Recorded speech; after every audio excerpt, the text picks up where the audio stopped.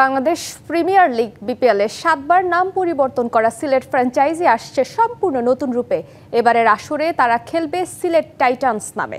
নতুন মালিকানা, পুরো দেশীয় কোচিং প্যানেল আর জাতীয় দলের তারকা মিরাজ নাসুমকে নিয়ে তারা শুরু করেছে পথ চলা। বিপিএল এর দ্বাদশ আসরকে ঘিরে ড্রাফটের আগে থেকেই তোড়জোড় শুরু করেছে সিলেট ফ্র্যাঞ্চাইজি। এবার তারা আসছে সিলেট টাইটান্স নামে। ড্রাফটের আগেই মেহেদী মিরাজ, নাসুম আহমেদদের মতো পরীক্ষিতদের করেছে ডিরেক্ট সাইনিং। অধিনায়কত্বের দায়িত্ব থাকছে মিরাজের কাঁধে। সরাসরি চুক্তিতে নেওয়া হয়েছে দুই পাকিস্তানি তারকা পেসার মোহাম্মদ আমির ও অলরাউন্ডার সাইম আইয়ুবকে। দুইবার বিপিএল ফাইনাল খেলেও কখনো শিরোপা জেতা হয়নি সিলেটের। এবার তরুণ ও অভিজ্ঞদের মিশেলে গড়া দল নিয়ে সেই আক্ষেপ মেটাতে চান ফ্র্যাঞ্চাইজিটির মালিক মাহিদুল ইসলাম সামি। আমরা চ্যাম্পিয়ন হতে চাই, শিরোপা হাতে আমাদের সবাইকে দেখতে চাই।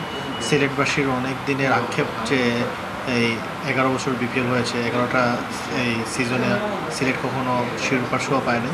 তো আশা করি আল্লাহর রহমতে এইবার মনে হচ্ছে হয়ে যাবে ইনশাআল্লাহ।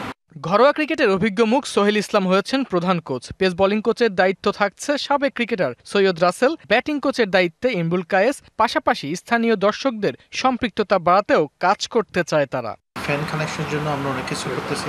ইচ্ছা আছে 2-3টা একাডেমি ভিজিট করা, স্কুলস ভিজিট করা, যাতে বাচ্চারাও ন্যাশনাল টিমের প্লেয়ার বা ফরেন প্লেয়ারদের সাথে একটা সময় কাটাতে পারে, ক্রিকেট নিয়ে কথা বলতে পারে, কিছু সোশ্যাল এঙ্গেজমেন্ট করব।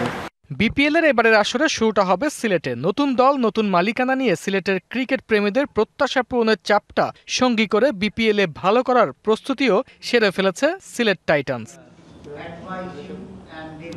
Arman Hasan, DBC news.